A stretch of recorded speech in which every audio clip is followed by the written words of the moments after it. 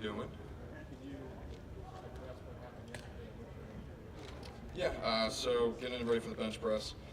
Got into my warm-up set, had no problem, no issues. Got the first rep off. Got to the third, bar was still doing well, felt pop, immediately racked it, something that didn't feel right. I've been lifting since I was in 5th grade, something that I'm very familiar with my body, and I try to be very aware of what's going on. And didn't feel something right, grabbed it, make sure just, again, you feel a little bit of swelling, you feel a little bit of a pop, a tingle. Got the medical doctors here, Brian McGuire, got me set up with the doctors, got it checked out with the Indianapolis Colts doctors and trainers, and got the MRI results this morning. It was officially an incomplete pec tear with no grade, no issues like that. Something very minor. Looking at the MRI results, we were able to see a little bit of an issue, nothing that's going to force me to miss time at all. Something that I'm looking forward to. I'll be back. I'll be fine for the season going forward, and I should be fine going into training camp. So right now we're getting a second opinion from another doctor just to make sure everything is confirmed and correct. Those decisions will be made later on based off of what this diagnosis is from this second opinion. Going to look with my team, again, my agent's representation, trainers, and other people around me to make sure what's the best decision for me. Understanding what's going to go on, what potentially could happen, and then we'll make the decision based on for pro day, and then therefore going forward. Oh, it's huge. Again, you look at guys who can have a complete pec tear. I have no bruising, which is, again, huge for me. I woke up this morning, looked down, and you're like, oh, thank God. No bruising, no issues in that sense. Yeah, I'm definitely happy. It's definitely something minor, not something that is going to make me lose time, and something that could impact me going forward in the season. That has not been confirmed. It's going to be a medical decision based on my team and what's going forward. So when a lot of guys get injured at a combine, they kind of disappear, they fly out of town right away. Mm-hmm. You've obviously made a different decision. Mm-hmm. Why and what are you hoping to do other than work out before you leave?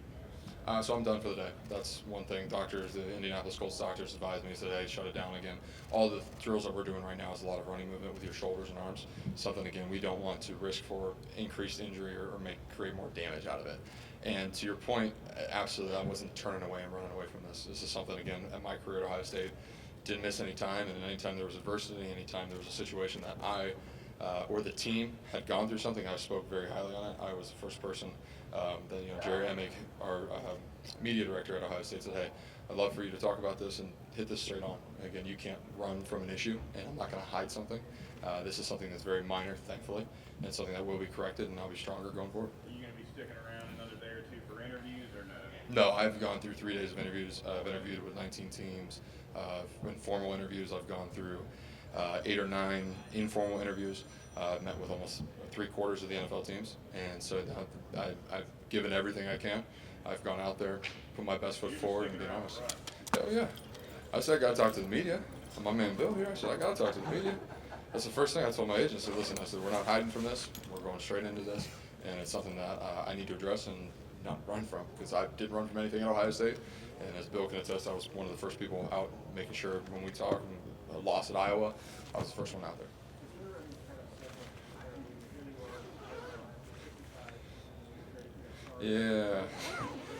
Yeah, that's the irony behind it, I guess, and everybody's making a headline out of it right now. But things happen. It's football. Again, you're playing a very dangerous game. You're training at a very high level, and everything that you're putting your body through to be the best and most prepared here at the combine, to be able to compete with your peers and compete with the best centers in this class, the best guards in this class. Sucks. I mean, it did. Again, I watched Quentin Nelson rip out 35, and I looked around and I said, okay, let's go get this thing. Let's go get this thing. Let's go push the limit. Got in there, felt great. Again, you got the adrenaline running. You're ready to go. And a situation, again, just something happens to slip up. It's part of it. I was looking mid-30s for sure. So I had a minor MCL sprain that I did not even miss practice time for. We wore knee braces all year round, and it was a case, again, something I slipped up on the turf, knee bent a little weird, limited me in that practice just to make sure that, hey, you regain that strength and that stability in the knee. Everything was fine. I was out there next day, no problem, and we were doing what we had to. Considering the kind of injury you had, was there a point where you were kind of worried that you were going to miss significant time, and then how big a relief was it when they kind of told you that there's a chance you might not miss much at all, that you might still be able to do stuff pro day? For this injury in particular, I mean, it's a huge relief. You see guys again that completely tear their pec. My father tore his bicep, and watched the bicep tendon curl up into his shoulder. And something again with the chest. Again, it's significant bruising if you saw it or any of that situation. So I'm just again very happy that it's not.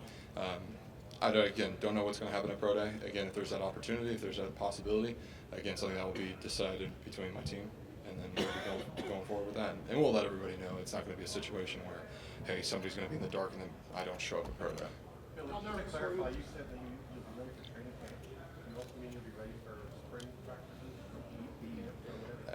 Yeah, that might be a little bit of a push. Again, I don't know what the decision's going to be. Again, it depends on what the decision for the best medical rehab, if it's surgery, or if it's just to let it heal with rest. If it's surgery, how long? I was told 4 months. Again, this was something that was diagnosed by the Indianapolis Colts, and again, something I was going forward with. I'm very confident with it. I trust their services, trust the NFL. You've got the best doctors in America here right now, and I'm getting it re-diagnosed by another gentleman, and we're gonna take those results and go from there. Is that mean today, or when we get set? Whenever they are able to get the scans over to this gentleman, and then we'll go from there. So that could be tonight, that could be tomorrow morning. Hopefully we'll have an answer by the end of this weekend. First people, Billy, think that you did need surgery, or they did not let you? The Indianapolis Colts looked at me. Again, it was something that it was hard to tell because there wasn't a physical, visible sign when I took my shirt off and to be able to examine the chest. He didn't want to give us prognosis. Excuse me. Didn't want to give us prognosis until he actually saw the MRI. So nothing until this morning where we were actually able to examine the MRI from different angles and different layers of the images. Billy, when you've been training for this moment for months, how do you keep your head up? How do you not let it get you down next time? So I think the big thing, especially with this process itself, there is a physical component to this, but there is the interview component to this. And this was something, you kind of, it's a bummer again. It's the irony of I was supposed to be coming in here and do very well at the physical drills, but to realize that there is still the interview process of this, and understanding that football is a physical game, but you have to be a smart, intelligent, and a good person going into these interviews. You've got to be able to sell yourself, sell your brand, and what you're going to bring to an organization. And that was something. Okay, let's flip the script. Be very positive about this because I'm not worried about this at all. This is something that I'm going to come back stronger.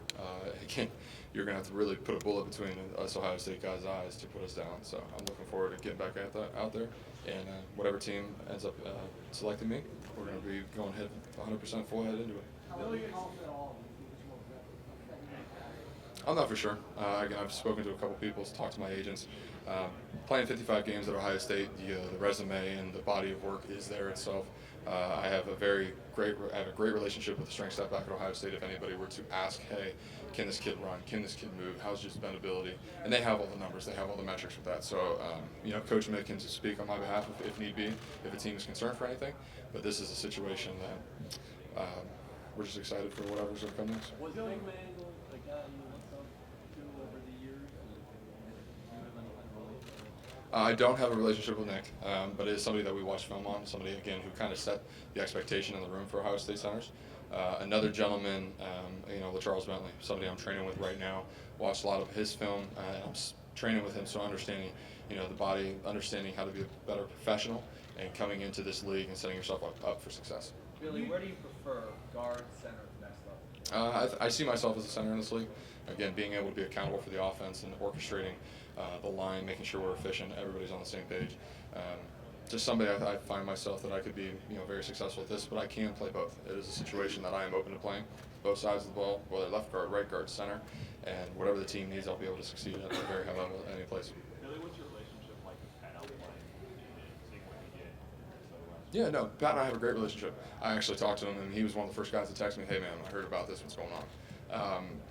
He's been a huge help during this entire process just because of the fact that, hey Pat, what do I expect? How's your body feel during the season? And then we were always texting throughout the season as well. Hey, what's, going into the Eagles, he was playing Fletcher Cox. I mean, that's a hell of a defensive lineman. A guy that, Pat was, he was ready for him, he was prepared, he was, working hard, watching film, picking up those little tendencies, and he was able to help me understand and craft a better idea of what this next step and what this next transition is going to be going into the NFL. So again, somebody very helpful. Same thing, Taylor Decker, another guy from Ohio State itself. Corey Lindsey I've spoke to a couple times. So, but yeah, had a great relationship with Pat. Billy, you mentioned how important the interview process is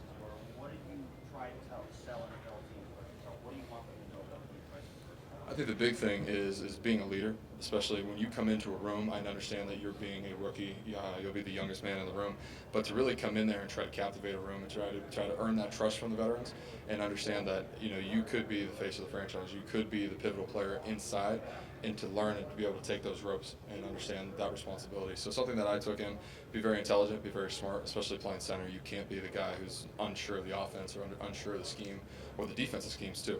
So being able to be a leader, understanding what I bring to the table, and then just understanding what's going on. What were your emotions like? I mean, you're really high on emotions. Again, somebody I've never been significantly injured at Ohio State.